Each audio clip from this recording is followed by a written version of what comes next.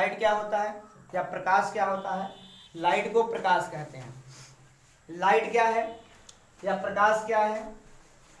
तो प्रकाश वह विकिरण है जो हमारी आंखों को संवेदित करता है।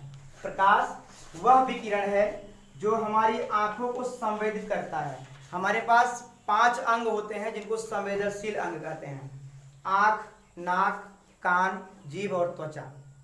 जिसमें आंख जो है, आंख प्रकाश के प्रति संवेदनशील होता है, संवेदना व्यक्त करता है। ज्यादा प्रकाश आने पर आंख बंद हो जाता है या कम प्रकाश आने पर आंखें जो चौड़ी हो जाती हैं। ठीक है, तो प्रकाश वह विकिरण है जो हमारी आंखों को संवेदित करता है। दूसरे शब्दों में प्रकाश एक ऊर्जा है।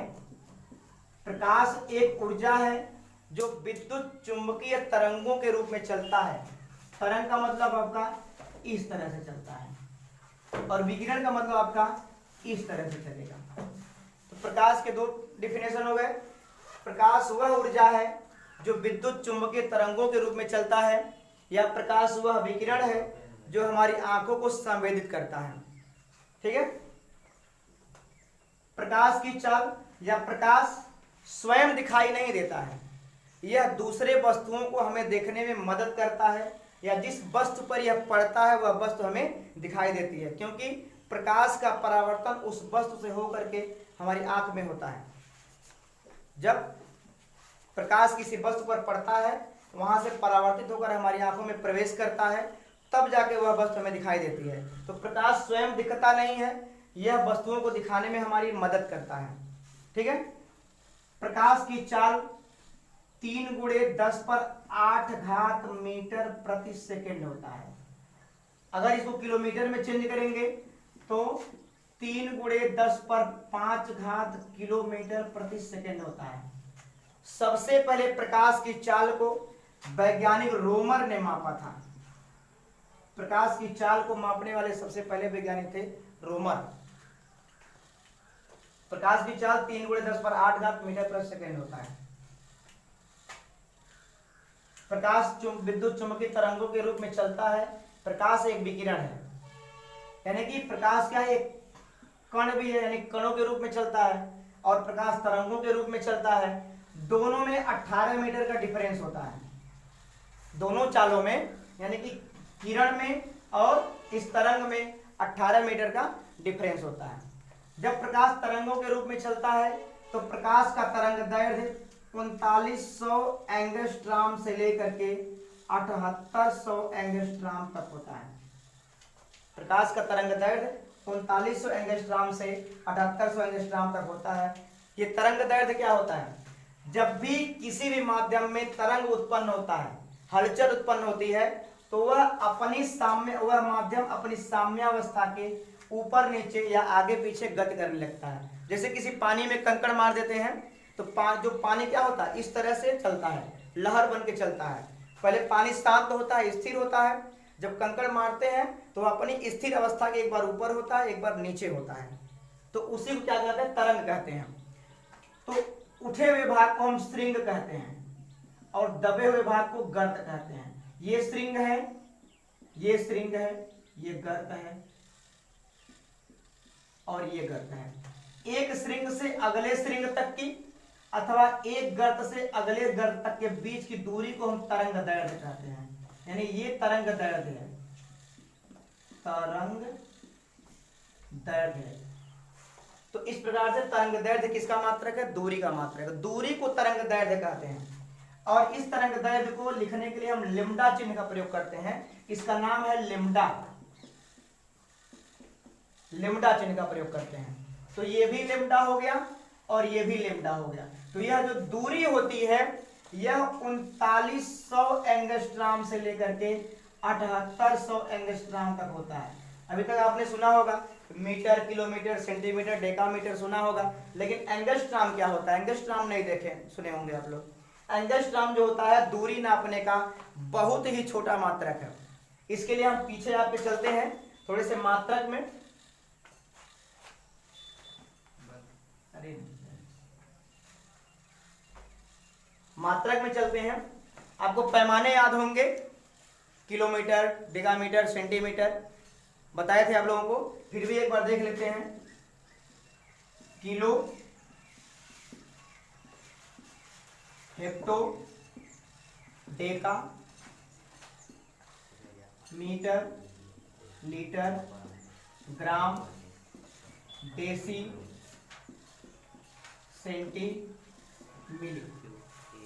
ठीक है, हम गारंटी देते हैं कि इससे आसान तरीका आपको कहीं नहीं मिलेगा। अगर हमें ज्ञात करना है, सिर्फ आपको इतना ही देखना है, kilo, hecto, deca, metre, litre, gram, deci, centi, milli, इतना ही याद करना है आपको। जबकि मीटर आपका लंबाई नापने का मात्रक है, लीटर कोई द्रव पदार्थ नापने का मात्रक है, और ग्राम द्रव्यमान मापने का मात्रक है। द्रव्यमान यानी कि वजन चीज मापने का मात्रक है। ये यूनिट पैमाना होता है। अगर लंबाई नाप रहे हैं सबके साथ मीटर जुड़ जाएगा, kilometre, hectometre, decametre, metre, decimetre, centimetre, millimetre. कोई लिक्विड नाप रहे हैं, इसके साथ लीटर जुड़ जाएगा, kilolitre, hectolitre, decalitre, litre, decilitre, centilitre, millilitre.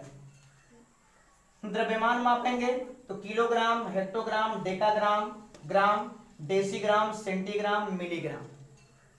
इसके कहने का मतलब यह है कि 1 मीटर, 1 लीटर अथवा 1 ग्राम।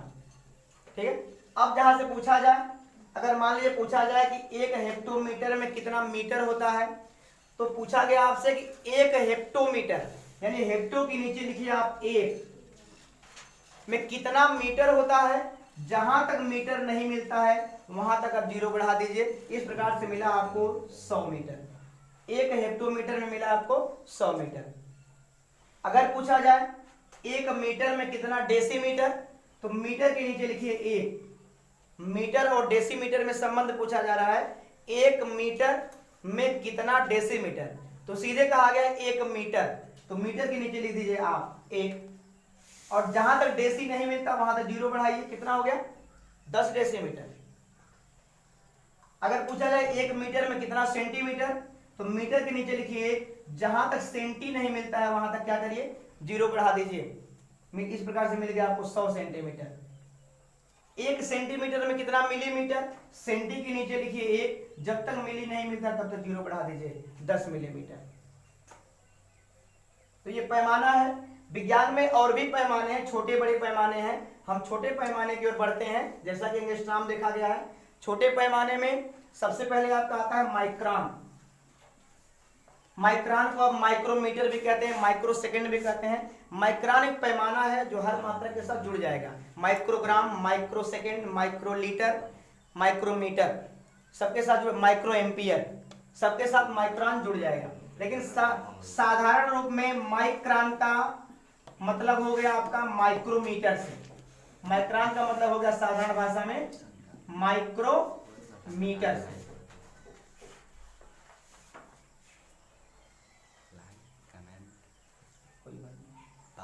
रुको उसको पुश करो। माइक्रोन क्या होता है? माइक्रोमीटर या माइक्रोन बहुत ही छोटा मात्रक है। यह 1 मीटर का 10 लाखवां भाग होता है। जैसे 1 मीटर में 1000 मिलीमीटर हुआ, यानी कि मिलीमीटर जो है 1 मीटर का 1000वां भाग हुआ। उसी प्रकार से माइक्रोन जो होता है वो 1 मीटर का 10 लाखवां भाग होता है। यानी 1 मीटर में 10 लाख के भाग। 10 लाख में क्या शून्य होता है? थोड़ा बोल दिए करो। 6 शून्य होता है। तो 1 मीटर का 10 लाखवां भाग होता है माइक्रोन। 1 मीटर का 10 लाखवां भाग, यानी 1 मीटर में 10 लाख का भाग, यानी 1 मीटर बटे 10 के पावर कितना? 6 जीरो है, 6 पावर हो जाएगा। अब इस घात को हम ऊपर करेंगे मीटर के साथ, तो 1 मीटर गुणे ये घात ऊपर जाकर के 10 के पावर -6 हो जाएगा। गुणा कराएंगे तो एक का किसी भी राशि में 1 का गुणा कराने से उसके मान में कोई परिवर्तन या अंतर नहीं होता है, तो ये 10 के पावर -6 मीटर हो जाएगा। 1 माइक्रोन बराबर हो जाएगा 10 पावर -6 मीटर। अब एंगस्ट्रॉम की बात आती है। यही एंगस्ट्रॉम 1 माइक्रोन का 10,000वां भाग होता है। 1 एंगस्ट्रॉम 1 माइक्रोन का 10,000वां भाग होता है, यानी 1 माइक्रोन में 10,000 का भाग। माइक्रोन को म्यू से लिखते हैं, इसका नाम है म्यू। तो 1 माइक्रोन का 10,000वां भाग। अब 1 एंगस्ट्रॉम बराबर 1 माइक्रोन होता है 10⁻6 घात मीटर। आइए बटे 10,000 का मतलब 10/4 घात। अब ये 4 घात फिर ऊपर जाएगा तो 10 के पावर -6 गुणे 10 के पावर -4 मीटर। जब आधार बराबर होता है तो गुणा करने पर घात में घात जुड़ जाता है, यानी 10 के पावर -10 मीटर। 1 एंगस्ट्रॉम बराबर होता है आपका 10 की पावर -10 घात मीटर के। इस प्रकार से यह माइक्रोन से भी छोटा पैमाना है। तो जो प्रकाश का तरंगदैर्घ्य होता है वह 3900 एंगस्ट्रॉम से लेकर 7800 एंगस्ट्रॉम होता है। इसको चेंज करते हैं, कितना मीटर हुआ 39। जब 1 एंगस्ट्रॉम में इतना मीटर हुआ तब 3900 एंगस्ट्रॉम में कितना हो जाएगा 3900 गुणे 10 के पावर -10।